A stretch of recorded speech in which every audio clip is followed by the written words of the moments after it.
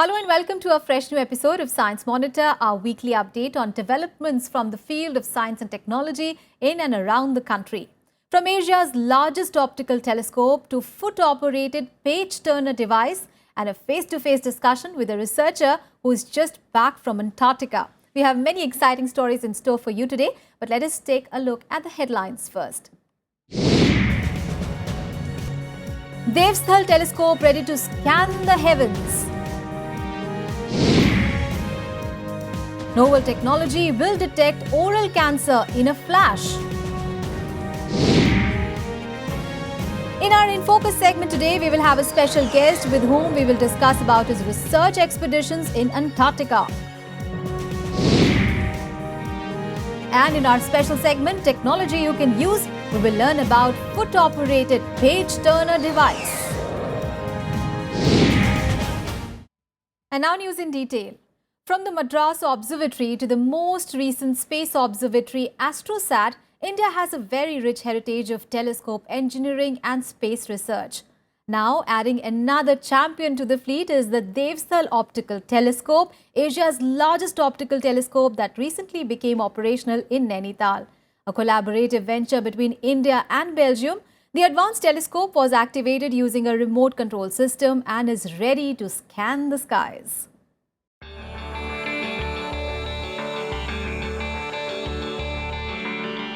Way back in 1609, when he first invented the telescope with a simple combination of two lenses, little did Galileo know that the setup will revolutionize the field of astronomy.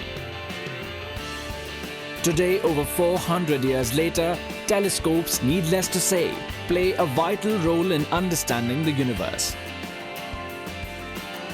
From the telescope at Madras Observatory to AstroSat, India, like other leading space-faring nations of the world, has a rich scientific history of telescope engineering. Expanding its astronomical facilities further, India has launched Asia's largest general-purpose optical telescope. The optical telescope installed at Devsthal, 60 kilometers from Nainital and built in collaboration with Belgium, was activated through its advanced remote technical activation on 30th March by Prime Minister Narendra Modi along with Belgian Prime Minister Charles Michel during his visit to Belgium. Union Minister of Science and Technology and Ministry of Earth Sciences Dr. Harshvardhan was present in Devsthal during the launch. The telescope, a collaborative venture between ARIES or the Aryabhatta Research Institute for Observational Sciences and Messrs Amos Belgium, is a general-purpose optical telescope with a lens diameter of 3.6 meters, made of a material called shot zerodur and weighing 150 tons. Currently, Asia's largest general-purpose optical telescope can be operated with a remote control from anywhere in the world and will help in the study and exploration of stars, planets, exoplanets, magnetic field, galactic nuclei, and astronomical debris. The Devsthal telescope is housed in a 10-story building, specially designed and equipped with air and temperature control.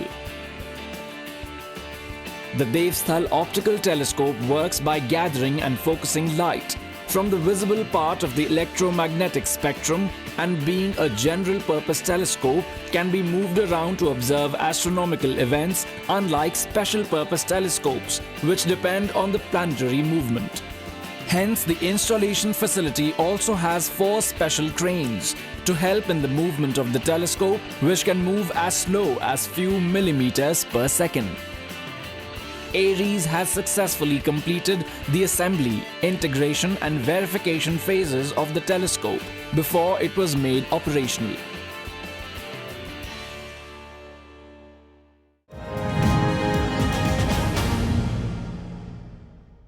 While cancer is one of the leading causes of death in the country, the most prevalent form of cancer in the nation has been identified as oral cancer. While early diagnosis and treatment can largely improve the survival rates, often oral cancer goes undetected for a long time.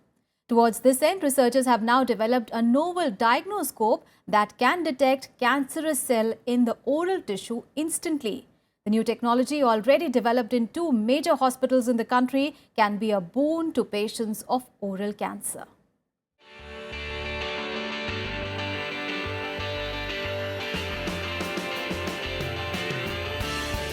Cancer is today a major health burden worldwide. While researchers persistently strive towards developing novel therapies to manage cancer, the disease still evades complete cure. In India, the major form of cancer prevalent is oral cancer. It is estimated that 40% of total cancer deaths is by oral cancer caused by the consumption of tobacco and pan masala. Early detection of cancers, especially oral cancer, largely increases the chances of survival. While cancers are today commonly diagnosed by the technique of tissue biopsy, healthcare providers are largely moving towards using optical spectroscopy to detect cancer at its onset.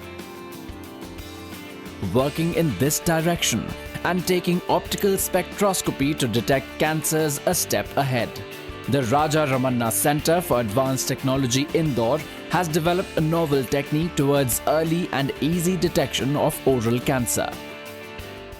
I am heading this lab called Optical Spectroscopy and Diagnostic Laboratory. Actually, in this lab, we have been doing the application of optical spectroscopy for biomedical diagnosis. And there are several activities in this under this banner. One is use of fluorescence and diffuse reflectance spectroscopy as well as Raman spectroscopy for diagnosis of oral cancer.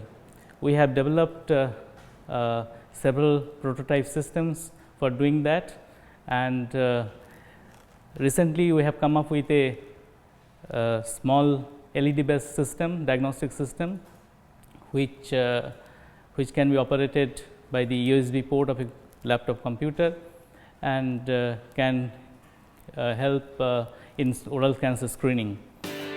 The technique is called the fluoro-reflector combo diagnoscope. The device comprises of nitrogen lasers, optical fiber probes, and CCD detectors. As soon as the probe comes in contact with the oral tissue, it can detect the cancerous cells present in the tissue, which can be spotted on the monitor. The device, following successful testing, has been deployed at the Government Cancer Hospital.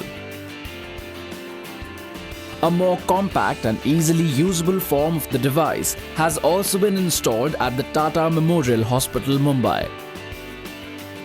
The device, needless to say, comes as a boon towards early detection and management of oral cancer in India.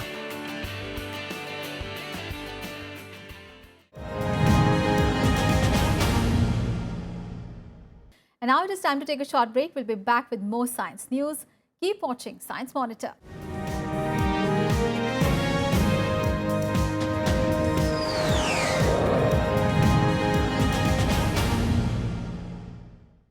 Welcome back. After the break, you're watching Science Monitor.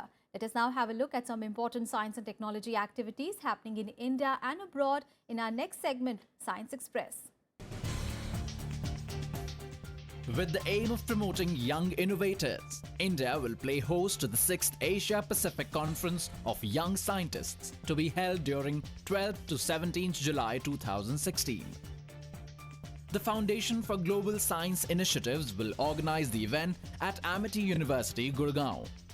Towards this end, Dr. Harshvardhan, Union Minister of Science and Technology and Minister of Earth Sciences, on 29th March launched the handbook and web portal of the Asia Pacific Conference for Young Scientists. The handbook and web portal were launched in presence of the International Steering Committee led by physicist Professor Monica Raharti, senior representatives from Amity University and other dignitaries. The conference calls for students up to 18 years of age to present their research projects in various areas and compete for the Best Presentation Award. In a major step towards affordable healthcare for young children, an indigenously developed free rotavirus vaccine has been launched in India. The rotavirus vaccine, developed indigenously under a public-private partnership by the Ministry of Science and Ministry of Health and Family Welfare, was launched in Bhubaneswar. The vaccine will now be freely available under the Universal Immunization Program and is to be rolled out across the country, covering Himachal Pradesh, Haryana, Odisha and Andhra Pradesh in the first phase.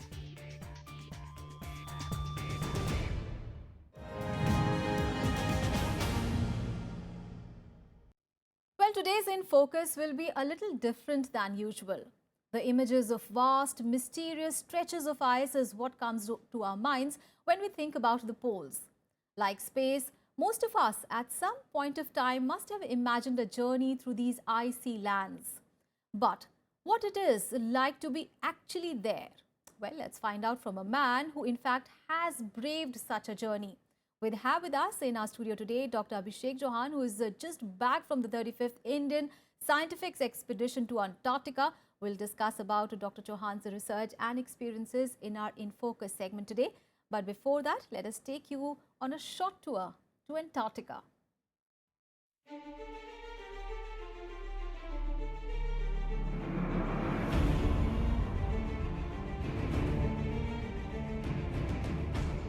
Coldest, driest, windiest.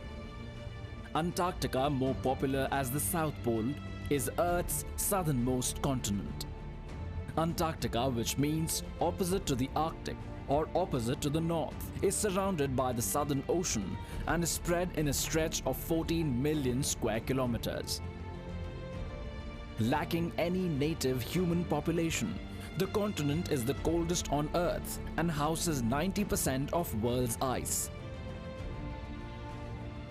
Temperatures can dip up to minus 89.2 degrees Celsius here, and about 98% of Antarctica is covered by the Antarctic ice sheet. The Antarctic ice sheet is a vast sheet of ice averaging at least 1.6 kilometers thick. This much amount of ice means that Antarctic has about 70% of the world's fresh water, and melting of this ice would mean rising the world's sea levels by 200 feet, plunging all the coastal areas in water. In the name of flora and fauna, only a few types of mosses and liverworts, several species of fungi, and organisms like penguins, seals, sea cucumbers, and free-swimming snails thrive well in these icy stretches. The extreme inhospitable conditions and the rough terrains has always been a source of interest to the researchers. While many parts of the continent still remain unexplored, researchers routinely conduct experiments in wide variety of disciplines here. This includes meteorological readings, studying marine samples, botanical excursions, geological expeditions, and even medical experiments assessing the effect of extreme climate on human body. For this purpose, governments of 30 nations, all signatories to the Antarctic Treaty, maintain permanent manned research stations on the continent. India has been a part of the Antarctic Treaty since 1983, and there are 2 Indian research stations located in various parts of Antarctica. This includes Maitri and the most recent Bharti Research Station. Indian researchers routinely conduct experiments on geology, geography, medicine, and many other areas from these research camps.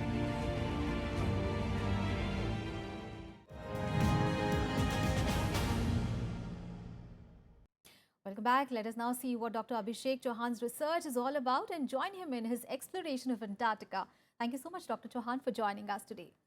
Dr. Chauhan, how will you describe your experience during your travel, stay and research in such extreme climate conditions? My experience really was memorable. Under the guidance of Professor Tanu Jindal, I have participated in 35th Indian Scientific Expedition to Antarctica. Antarctica is a very beautiful place. is a place where the lowest temperature, minus 89 degrees centigrade temperature is recorded, high wind speed, loneliness, and only as far as animal are concerned, only squirrel are there, penguins are there, white petals are there, seals are there. So in totality, my experience was good. I have enjoyed my scientific activity at both the station, at Maitri Research Station Antarctica and at Bharti Research Station Antarctica. So, what was the research problem that you have been working on in Antarctica? Scientists from different places, they have visited the Antarctica. My scientific work was basically on the environmental issue, and basically I'm a microbiologist, so I will look for the new species, new bacteria, and certainly we will come up with new things, and which will contribute to the scientific data for Indian scientific expedition to Antarctica. So, how much time did you spend in Antarctica? And since you have spent so much of time, what do you think are the problems really that scientists who actually work on in Antarctica usually face? Okay, I have been there for 3 months, and 26 days I spent in Maitri Research Station, and around 46 days I have spent in Bharti Research Station. Government of India, they have given all the facility at both the station. Maitri Research Station is around 25 years old station, but there all the facility are there. The scientists, they do not face any problem, but they have provided us the polar clothing. Whenever we go for the sampling, whenever we go for the scientific activity outside the station, we wear the polar clothing, because in Antarctica the temperature is very low. Lowest temperature is recorded, high wind speed. You cannot wear such normal clothing. So therefore, they have issued us the polar clothing. Whenever we will go for the sampling, we wear the clothing, and this is how we have enjoyed our scientific activity in Antarctica. So it sounds very exciting, but the number of students who would like to take up such interesting research, what is your advice to them? For Indian student, I would like to say those who have opted the science, like those who have studying the biotechnology, physics, chemistry, biology, and all stream related to science, they must visit the Antarctica. And NCAOR, National Center for Antarctic and Ocean Research, every year they call student as well as scientists, and student and scientists, they have to propose the novel thing, and after the acceptance they arrange their visit to Antarctica. So I would request to student, they must apply through NCAOR and enjoy the beautiful place Antarctica. All right, so Antarctica expeditions are exciting, but they're not really a tourist trip. They're all about science and definitely worth it. Thank you so much, Dr. Chauhan, for joining us today. Well, reading book might be the simplest task, but not for many. For those suffering from disabilities of arms, here comes an innovation, a foot-operated page turner that can help one read hands-free.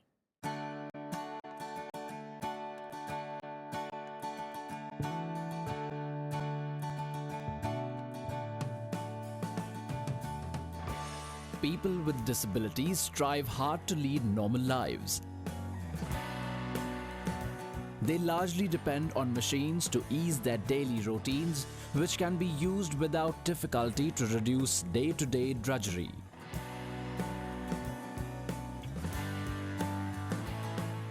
While reading a book might be considered one of the simplest tasks, often we fail to understand the difficulties of people with problems in their arms, for whom reading a book can be quite an effort. Bringing a ray of hope to these patients is a new device developed by Swapnil Talukdar, a first-year BTech student from Assam, which will help provide read books hands-free.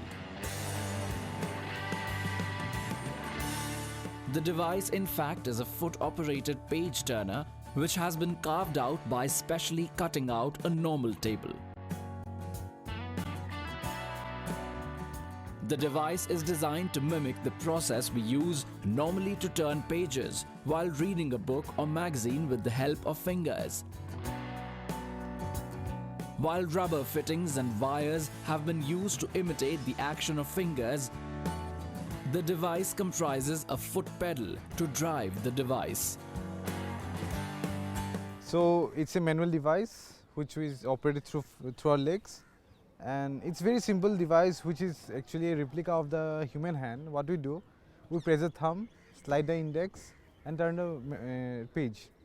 So actually I have made a replica of the same concept here. So this you can see is a thumb, this acts as an index finger, and there is a turning mechanism. So it's very simple, we have to just follow the steps, pressing, sliding and turning. So following the steps, any sort of reading materials, that is magazines, newspapers, notebooks, can be used in this device and can be turned. So what is my aim? My aim is basically to help the differently able persons, to assist them. It's a physical device aid which acts as a page turning device. In the setup, the book is placed on the center of the table, while one technology involving the foot paddle keep the page pressed. Another technology helps turn the page. This device works just like a normal person's hands and requires only little practice, after which it can be easily operated. Swapnil aims to improvise the design of the device in the coming days to encourage the people with disabilities pursue reading and learning.